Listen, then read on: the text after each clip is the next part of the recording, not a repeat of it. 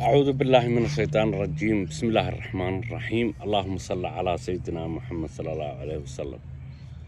walaalayaal codkan oo iska taxanihii ahaa ka mid ah baraarujintii ka mid ahaa soo gudbintii kolba wixii xoogaa leh ama lagama maarmaan u ah ummadda Soomaalida ogaadanya Soomaali galbeed ee la gumaysto gaar ahaan jabhadda wadaniga xoreynta ogaadanya umbu codkanna ka mid yahay codadkii hore aynu soo gudbin jiray. Marka waxaan rabaa maanta waxaan rabaa inaan bal xoogaa yarahe aan isku sharaxno oo aynu isfahansiino halgankan go'aannimo doon ee jabhadda wadaniga xoreynta ogaadanya bal maanta jawigiisa siduu yahay iyo marxaladda maaragtay waxaan marka ku bilaabayaa in la fahmaa fiican ummaddaas Soomaalida ogaadanya Soomaali galbeed ee su'aasheedu tahay mid la gumaysto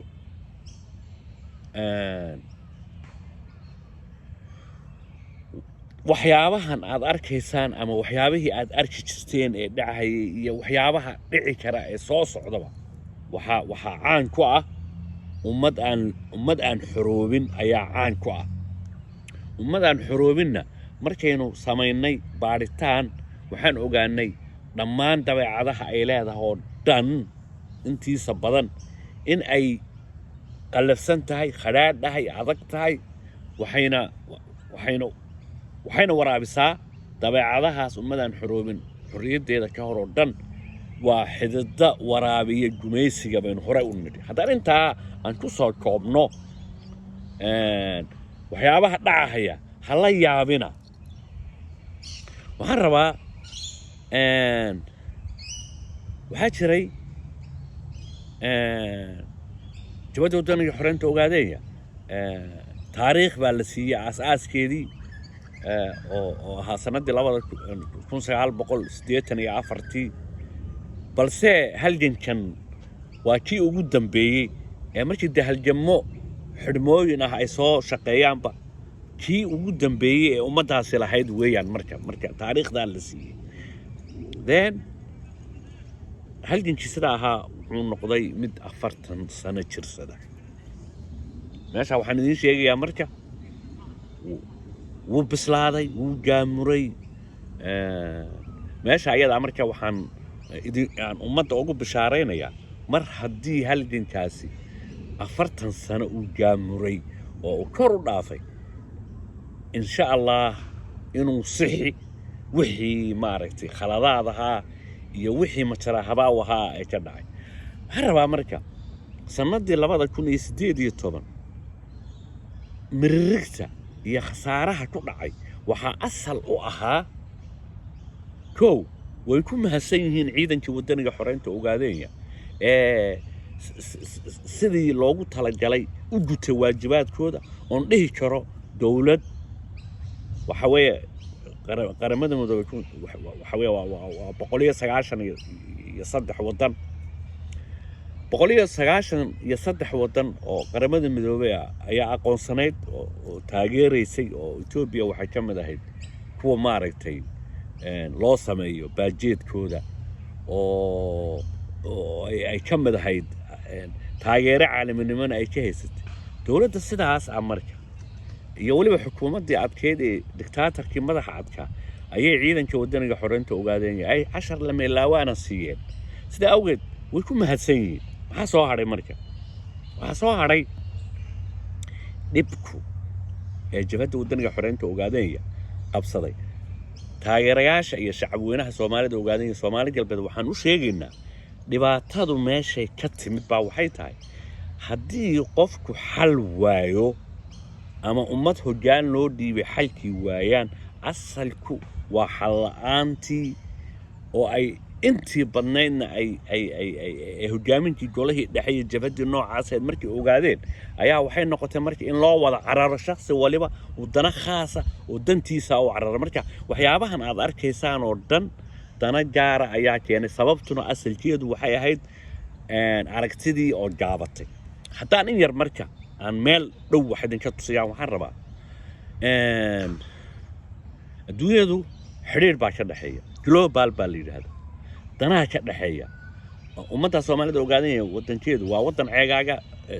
تين خيرات كيس ودين شداد كيس ودين هاي رولف تسلة وبيال وحول البلع وطن كاس مركز وحرير للي هاي جلوبال بوليس سيدا أوجد شداد كيس كتير وحالي سيرفي بالو بحي وكيد ومتى الدون كنول سيدا أوجد لا يابا يابا مركز إني عقد نقطه إلى ما أي لقالات الشدو وباش عالمكو أي حديد لا يرتو مركا أرنتا أين ورؤهين وحيتا هاي هجامنتي الضوفتي لا تمد ورمر هدي برامج كميلتري لين يعلن قبتي ولا عليهن سومالي أنا علايس شي يمد أينو كداينو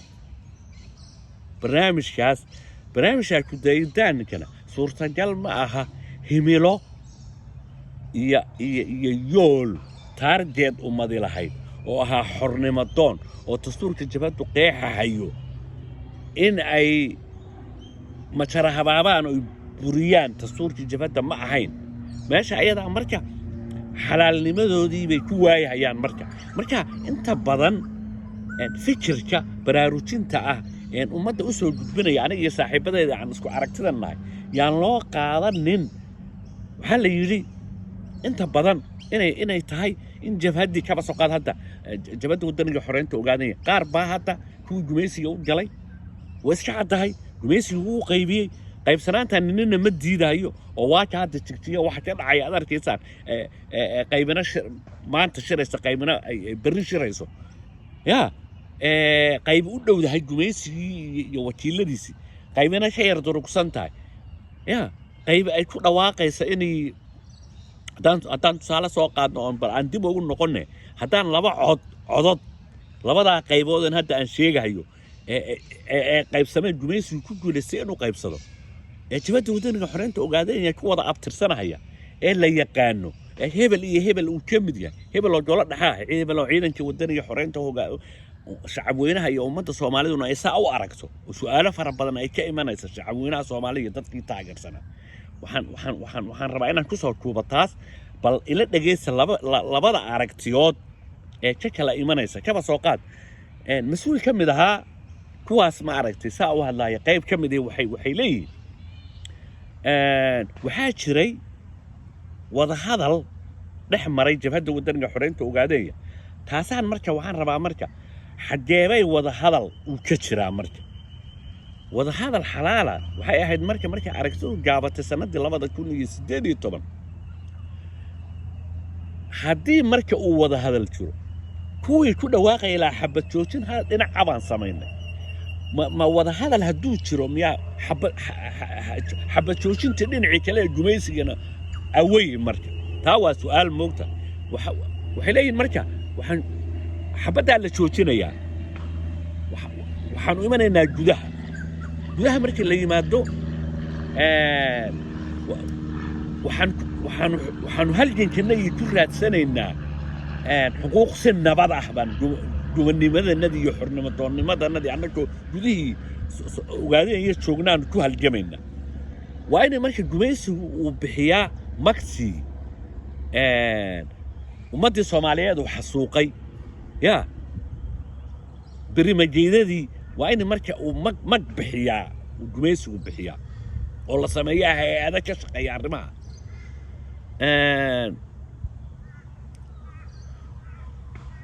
waxay ku naal ay soo gudbinayaan waa inay la sameeyaa guddiyo isku dhaf ah oo dawladda Itoobiya ka socda iyo jabhadda wadaniga xoreynta ogaadaya si ay u hesho jabhaddu taageero ay gudaha oga shaqeyso mabaadii saa ay fikrada saas ah oo wada hadal baa dhacay lalahaa ayaysan Itoobiya fulin sida awgeed waa xaqii waa xalaashii bay sheeganayaan sida awgeed waxa yaab leh marka adiga ummadii aragtidaada intee ka jaabatay gumaysiga isku dhiibtay oo haddaan ka soo bilowno 1995 gumaysigu wadahadalladuu soo curinayay ee ka bilaabatay salaaminaa maaragaagada iyo odayaasha ilaa iyo socday sanadda 2018 ajendayaashu gumaysigu soo curinaya wadahadalka ahaa ee wada khiyaanada ahaa ee markii ay ugu liitay gumaysiga madoobe Ethiopia ay ka faa'iideysteen ururadii oo TPLF iyo dagaalkii dhex maray sanadii 2000 wixii loo jaaray 20 aad ogeydeen Tigreegii TPLF iyo wixii BB dhex maray aad ogeydeen marka qoliyahaas marka waxay sheeganayaan xaqnimadii ururnimadii inay iyagu matalayaan balse iyagoo dameer iyo labadoodii dhagood ah oo isku mid ah markaan maamaada soo qaadanaya waxay tahay ma aha inaan meel kaga dhacayo jaf laakiin waxaan ka wadaa murtidaas waxay khusaysaa waxyaabaha isku midka ah ee sii kala baxbaxaya way marka qaybta kale waxay ku doodayaan inay muddo dheer la wada tashi in laga waayay hogaankii lagu doortay goday inuu talo dadka ka maqlo inaan annagu nahay tira ka mida golo dhexe waxaa noo qabsoomahaya marka shirkanay golihii dhexe sidaas awgeed baa waxaan u samaynay marka nidaam iyaguna ay leeyihiin waxaan rabaa marka inaan la imaado markaan labadaa isbarbar dhigahayo labadaa cod soo qaadanayo waa wax maanta socda weeyaan marka waxaan leeyahay ha la yaabina oo waxaydan ula yaabaynin waxaan aad arkaysaan oo dhan ayaa waxay caan ku tahay ummadaan xoroobin aan markii isweydiino halkii jabada wadaniga xoreynta ogaadaya muu kala go'ay baa la isweydiinaya ma kala go'in ma hoos buu u dhacay ها sanad 6 sano hoos u dhacsanaa mar hadduu hoos u dhacsanaa halkanka taageerayaasha jabada wadaniga xoreynta ogaadaya 100,000 oo xubnood baa lagu tilmaamaa iyo ka badan waa inta xubnimada u diiwaan gashan weeyaan ya mar haddii 100,000 oo xubnood ay jiraan halkankii aragtidii way jirtaa halkankii ma kala go'in halkankii shirweyn uu qabsanaya tubtiisa saxda ah uu ku soo raaytaa waan idinku bishaareynaya aan marka soo dhaadhaco waxay tahay waxyaabaha waxa jira isqaban waaya waxyaabaha waxa jira iska hor yimaada kaba soo qaad hadda macaan iyo khadhaad ya kuleel iyo qabow way lid ba isku yihiin waxyaabaha waxa jira aan isqabanayn waxyaabaha waxa inay isdhaamaan la rabo maxaa isdhaamaya waxaan ka wadaa nin cilmi sara leh oo tii adduun iyo tii diintaba aad u yaqaan oo aqoonyahan oo cilmi leh haddana waaya arag ku ah xirfadda iyo shaqada uu qabanayay inuu khaldamo iyo midkaas lidkeeda ah waxaa jarawsho helahaya ka aan aqoonta lahayn ee lidka ku aan waxba jiranayn hadduu khaldamo jarawsho helaya ya laakiin kan waaya aragga ee cilmiga leh wax walba haddii ka soo qaado xuminka jabada wadaniga xoreynta ogaadaya ee 40 sano soo halgamaya ee cilmina leh aqoonna leh waaya aragnimana leh ya inuu la yimaado shay khalad ah ya waxa dhaami lahaa mid aan waxba markaa aan heerkaas iyo natiijo darajada aan siiyay kaas ayaa dhaami lahaa taa waxaan ka wadaa marka way isdhaamaan yani maxaa dhaama mid aan waxba garanaynin oo khaldama dhaami lahaa sidaaweed dadku taageerayaasha ama xubnaha jabada wadaniga xoreynta ogaadaya waxa way garanayaan aan soo qabanna marka waxaa jira haddaan soo qaadano la jeclaawayaal halgankii u soo halgamay ciidanka wadaniga xoreynta soo maray gumaysigu xidhay xabsiga soo geliyay dadkiisii tirtiray haddaan kaba soo qaada macnihii waa un la kala dhib badan yahay mooye haddaan tusaale aanu soo qaado haddaan tusaale soo qaado aniga awowgay ugaas xaashi Hayle Selassie iyo Menelik baa sumeeyey horena waan u sheegay dir dhab ku aasan yahay waxaan ka wadaa annagoo dhanna noloshanadii xabsi baan ku soo dhamaysanay taanadii baan gelinay هذا دجال فربضان أو جبهة ودنك حرينته وقاعدين وان كسر قاتل الحج لا وانا هاي مرة هي مركة إني أركتي أنا يقرصون عدّي يعني واحد عدّي سام مركز عدّي وساس تهاي ولاوتها وأنا تهاي إنا هدي أركتي هذا جابته أو وحبا معنيه يكون مقويان هكهر إنه جميسي هلاك عشانني يوكيلني الجميسي هراعني دي بوصل النقاء هو الحكي على وياشة كرامتك كهادية واحد جرني الشعب كي كم ده أقوياء هنجيها دي بوصل النقاء تانا واتا حاسوا هرو كله حيث ودين لمركا وسؤاله فربضن إن الإسويدية أي تاي ومدى الصومالي ده وقادية قميسي مدو يتوبي عريس مصاري تيبي ألف يبي ألف عريس بصارت شعبيني الصومالي ده أي نحجر شيء هذه السردوني عالمي انتليجنسية يتوبي آد مو شقي وحكون دح جورعها إسلي نيروبي وحكون جورعها waxaa laga soo dhiibaya Hargeysa waxaa laga soo dhiibaya Boosaaso waxaa laga soo dhiibaya gobolada dhexe waxaa laga soo dhiibaya Djibouti Nairobi dhexdeedii baa laga soo dhiibay arinta noocaas marka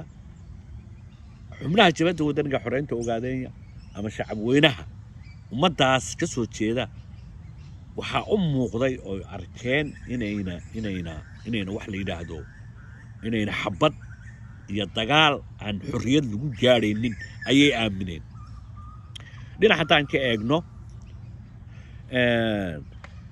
halganka jabada wadanka xoreynta ogaadeen wuu ka duwan yahay dhaqdhaqaaqyada shabakadaha ee caalamiga ah ee international ee magaca argagixisada loo yaqaan way ka duwan yihiin sida awgeed yaan loo qaadanin jabada wadanka xoreynta ogaadeen sanadii 2007 ayaa beesha caalamku internationally saxaafadeedii caalamiga ahayd journalistihii caalamiga ahaa TV-yadii caalamiga ahaa iyo ururadii ay ICRC Amnesty International Human Rights Watch ay ka mid ahaayeen bay soo hawlgaleen halganka gubernamentoonka jabada wadanka xoreynta ogaadeen shaambad aqoonsi caalaminnimo ah lagu dhuftay halgankaas shacabkiisa Soomaalida ogaadeen waxa loo aqoonsaday community-yada kamid ah adduunka